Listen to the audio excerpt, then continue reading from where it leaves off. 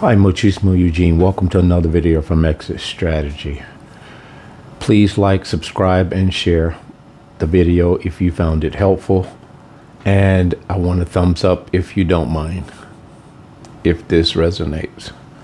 You remember when you were involved with a narcissist and you didn't know they were narcissists. You came home sharing different things of importance, critical details of your endeavors, your ins and outs, your day-to-day. You even shared in some respects details and interactions with the ex, especially if you had children in common with them. You would come home and say, I can't believe it. I'm going through this stuff with this individual, and these kids are just being drugged through the mess. And you're somber, but you're just sharing these things with them, because in a relationship, if you're out and about, you come home, you kind of want to do accounts and balances. Not that you are hounded on where you've been and what you've been doing. It's just something innate to what people do in a relationship. If it's healthy, you share. Now, you didn't know it at the time, but you do now, that everything you told a narcissist, they were using it as leverage. They were soaking it up, sponging it, especially if it was some mess.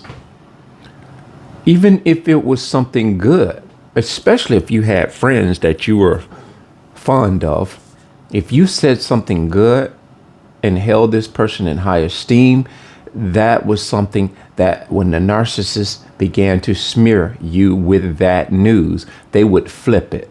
If you said that person was good, they in turn went and reached out in some way or another by either a flying monkey or personally delivered this information as being the opposite of what you said. Now, all of this into account, you awakened empaths and chosen ones, ask yourself something. With all of this inside information that these narcissists had on us, they still could not defeat us. What does that tell you about the God that lives, the God that protects, the God that watches over those who are being falsely and wrongfully accused? How does that sit with God when the enemy does things behind your back, unbeknownst to you? You're like a sitting duck, a sheep led into slaughter, but yet you are able to come out of it almost unscathed. Now, I talk about Wile E. Coyote. That is a very, very good analogy of you and I as Roadrunner. Where Wile E. Coyote, he goes over and beyond to no end and trying to just obliterate and destroy the Roadrunner. It's the same narrative every time, but nonetheless, the same traps in which he sets for the Roadrunner, he himself gets done and dealt a dirty one by his own evil devices. Now, that should be encouraging to you as chosen ones going forward, not looking back at all of the mess that the narcissist took you through. If you're out of it, you came out of it, and you're sitting here listening to me now, give God thanks for that one thing. Irregardless to the things that you've lost, you didn't lose your life. And therefore, if you're thinking your livelihood got lost, no. God has your livelihood intact. The livelihood that you think you lost with them, it was never to be had. So going forward, this is the new life. This is the life that you were originally supposed to be living. So get living it. So that narcissist had inside scoops on you. He had, or she had, vital information that one to another in a relationship. Most people do not go around and try to discredit someone's character with that information. They wouldn't leverage it to try to hurt somebody. You have to be a certain type of destructive demon to be able to both possess that type of information and deliberately go on to pass it around, like today's news. But these people, if you understand them, they don't have an identity to begin with. Their identity is found in all things good. They insulate themselves. They ride the bandwagon or the coattail of everything good, everything noble, everything true, everything beautiful. They leech onto it and they disguise themselves as being a part of that thing. But like I say, luminol, when the luminol is sprayed into the air and the atmosphere, which God is doing a real decent luminol test on the world. And everything that is hidden is being exposed for what it is. And it's not just being exposed, it's being exposed in a way that it doesn't matter how you try to wrestle with it, how you try to rationalize it, how you try to talk yourself out of it, you still come back to the same conclusion. That this is what you're seeing. It is not what you want to imagine it to be. So these things are not coincidence. It is just not just something it's not a fluke. It's not just something that just happened to have happened. I think things are being done in an orderly fashion and a divine fashion.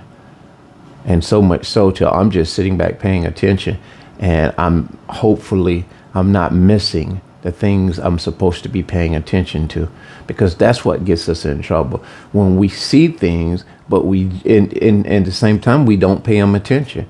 They are just, we have selective things that we pay attention to, and that's by design too. The powers of darkness wants to distract us and make those things that are irrelevant relevant. Almost to the point, it's almost like I give the analogy of a deer jumping out in front of your car unexpectedly. This is what people are doing. They're jumping out in front of you, literally, because they are an insatiable society. They want attention so bad. If you don't pay them attention, they'll jump right out in front of you. They'll walk in front of you. They will do things that in times past you would say, man, this person is out of their mind if they did this 20 years ago. But so many people are doing these type of things where they're just obsessed with attention. And a lot of the things that they're doing, if you're anything like I am, it has no reason. And they cloak it in humor. So much so to the point where they're doing too much. If it was humor there, they're doing so much till the humor is very much being watered down in foolishness, watered down in insanity, watered down in just atrocious type of conduct. And people who are doing this can hold their head straight up. They can look you dead in the eye to the point where they're kind of looking at you like, you didn't think that was cool? And most of society is buying into it. They're going along, that was that was cool.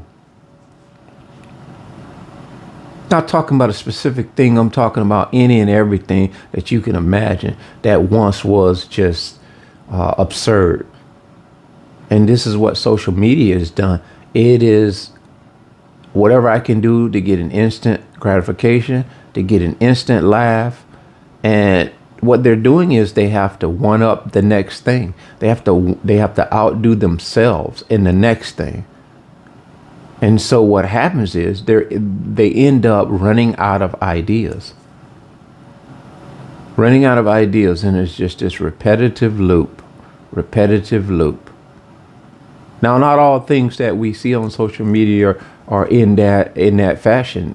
as repetitive as they are. It may be something that's repetitive, but it's very constructive. It is very engaging. It is very inviting, inspirational. Yeah, there are some out there that are doing that, but you know what? Far and wide, the former outweighs the latter, and there is really not too much good on mainstream TV. If you want to be massaged and you want to be mind screwed into believing that you're living in a world unlike you're really living in, if you just want to be taking on this carpet ride of delusion, there is a lot of that for you. But if you're just paying just a little bit of attention, you can see that America, the world at large, are running out of ideas to entertain other people. So much so to the point where people are paying attention to the very people who are trying to entertain us. And when what they're doing is they're causing us who are conscious to pay attention to their very behavior, to say, well, wow, this person cannot act any other way but this. Who are they? Who are they really? That would be the question. When you say, who are they really? Because they've been doing this so long, this behavior so long, is this who they are? And it should cause you to ask this question. Is this an act, or is this who this person really is? Because everything is not acting. Trust and believe. Everything is not acting.